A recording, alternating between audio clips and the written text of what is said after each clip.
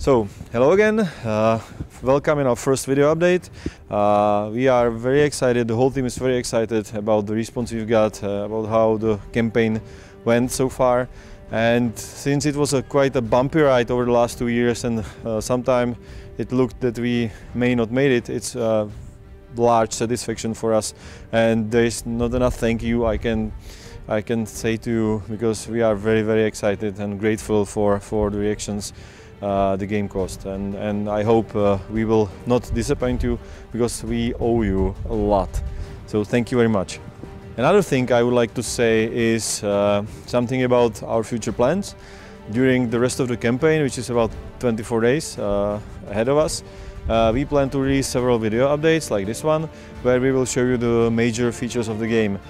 First will be probably the world and locations, and comparison between the real world location like this monastery and their counterparts in the game.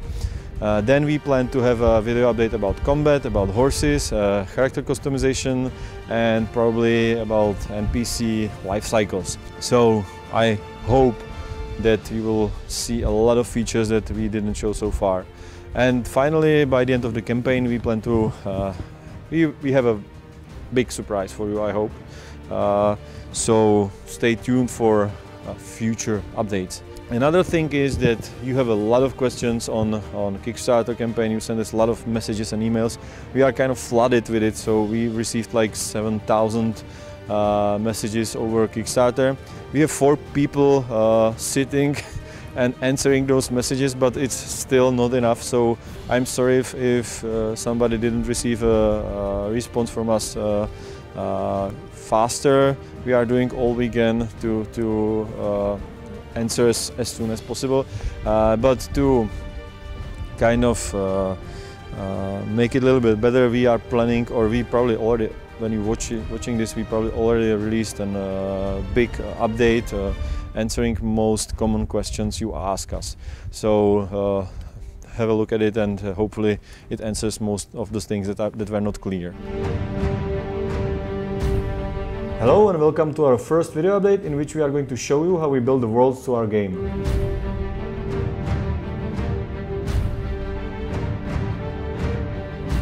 So as you probably know, the world in our game is based on real world locations, and we are trying to be as authentic and accurate as possible. And this applies to a map of the world itself. So it's based in a real world location, and now I'm going to show you how I started when I was planning where the game will take place. So at the beginning there was a map. It's actually a map from 18th or 19th, early 19th century. And I was looking for interesting locations, and I found a nice small town which curiously has 2 castles at each end, which I found quite interesting. And then I also found that they have some connection with our main story. So it was the right location to choose. Then I started to search places that are nearby, and I realized that there are many interesting stuff, like several castles, some monastery, a lot of places that we can use in the game. So I selected an area on the map which would cover all the interesting places, and then started to work on it because it was quite large, so we needed to compress it a little bit so everything fits into a reasonable size of the map, and at the same time the place still looks authentic and doesn't feel like it's too much compressed or weird. So the first thing I did, I started to select the areas that are kind of boring, empty, not interesting, and the result is this. We have a map, and the green strips are the places that are going to be cut. The pink locations are the areas of interest, the most important part, and the rest is something that we will need to stretch together when we remove the green areas. We did it. So in the end we have a map which looks like this. This is a final map for the game. So when the map was ready, we bought a satellite height map with a resolution of about 1 meter per pixel, which is quite high. and we started to adjust the satellite map with our in-game map so they fit. And then we start to paint the world in CryEngine itself. We start to paint trees, roads, build cities, give it textures and stuff, which is something that you can see the difference between the empty world and the satellite in the video. On the map from the game, you can see that I marked a lot of areas in the map with numbers. The numbers are corresponding with our design documents, where we have a lot of directories with every map, which should serve as some time of guide for artists how the particular area should look like. So here you can see that we selected a lot of interesting, nice locations, and different parts of the map should look like these locations in terms of colors, atmosphere, vegetation, and so on. And when we are at this point, we start our research. So we read a lot of books, we go to archives to find some old maps or plans of the locations or interiors of castles or buildings.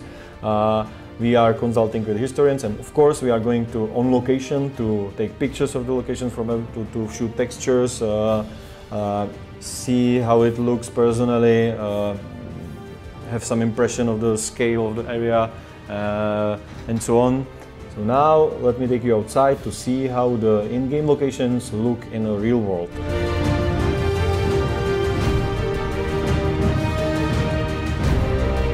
Here we stand in front of Ratai's Upper Castle, which is the biggest castle in Act 1. As you can see behind me, it's not actually what you can see in the trailer, because the castle was later replaced by a chateau, and then the chateau was devastated by 40 years of communist rule, so it's in quite bad state.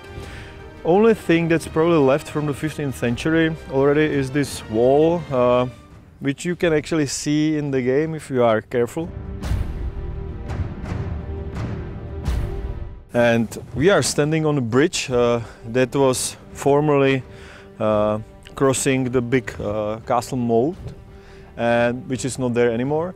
And the gate behind there was a big tower. What we did is that we asked a local archaeologist who was doing some excavation work here, and showed him our sketches of how we think the castle looked, and consulted how it probably looked. We may make it a little bit bigger than it actually was. So originally it probably has only one tower, and we gave it 2 towers, but since nobody knows how it actually looked before, it's probably okay. Only part that's most likely the same as it was in the 15th century are the dungeons under the castle, and so we will probably show you the dungeons underground of the castle as well. And here you can see one of the walls of the castle. As you can see, it's like 1, 2, 3 and something meters thick. And now we are going to go to the castle dungeons, which are also 15th century, maybe earlier, I guess, dungeons from the same time the game takes place. So here we are in the original 15th century medieval refrigerator. It's dug in rock. It's really maybe even earlier than 15th century, and it was used to keep food fresh during the summer. It was filled with ice, and the ice was able to be there for the whole summer. It was very cold here. There is a tunnel that took melted ice away, water from the melted ice away, and it's not a big place. It's not connected with the rest of the castle dungeons.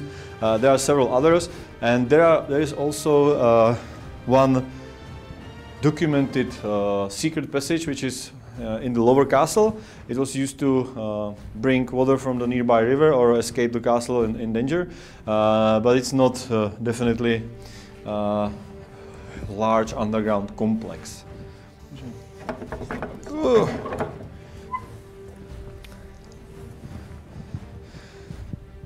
Here we are standing in another original 15th century dungeon, which is probably some potato storage room. You can see here that there was no need to build a wall here because it's standing on a large rock massif.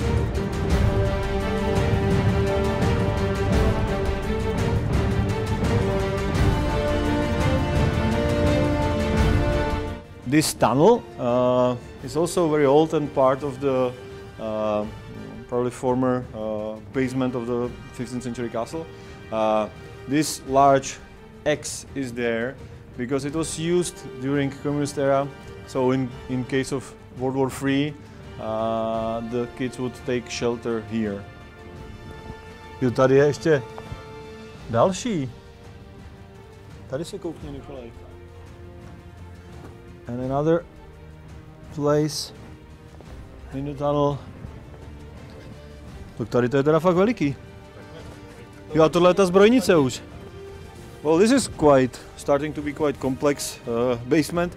This is probably the biggest part of the basement, and it was used, you can see a door there, it was used as the fireman station because we are in the rock, but there is exit from the rock to the side on the street, and there was a fireman car stored there.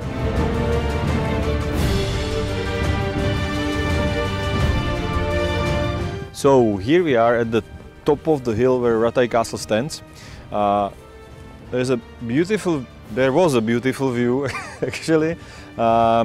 It's in the trailer and there are no trees. The reason why there are no trees is that when they build the castles they cut all the trees so they can use the wood to build the castle, and also for better defense, because they could see if there's an army marching towards them or something, and of course the attackers couldn't hide in the forest around the castle.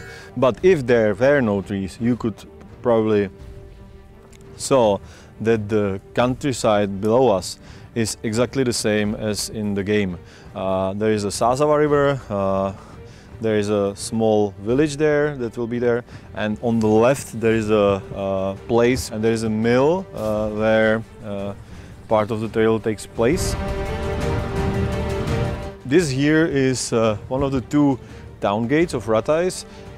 This one is only remaining, and of course you can see the gate in the game as well, right at the beginning of our demo. The buildings of course are not there in the game. They are much newer, so there is just countryside around us in the game.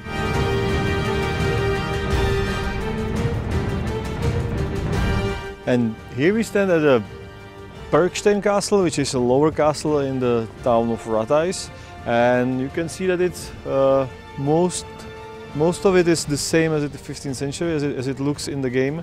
You can see the castle on the screenshots.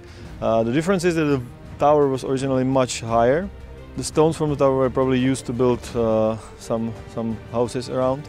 There was also a bigger moat around the castle, and this wall is just in ruins.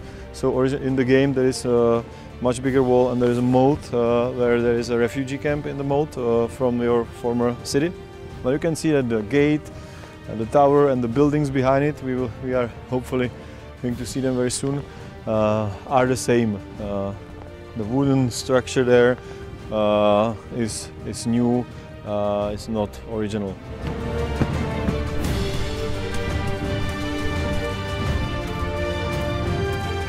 Back in the office we have tons of materials to work with. Our concept artists start to make detailed sketches of the locations, buildings and artworks that should show our 3D artists how the locations exactly look, the mood and the colors.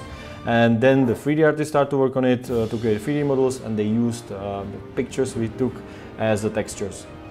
So I hope you liked what you saw. We are going to continue in a few days, and we are going to show you our combat system, character customizations, horse riding, or things like AI systems. So stay tuned for future updates.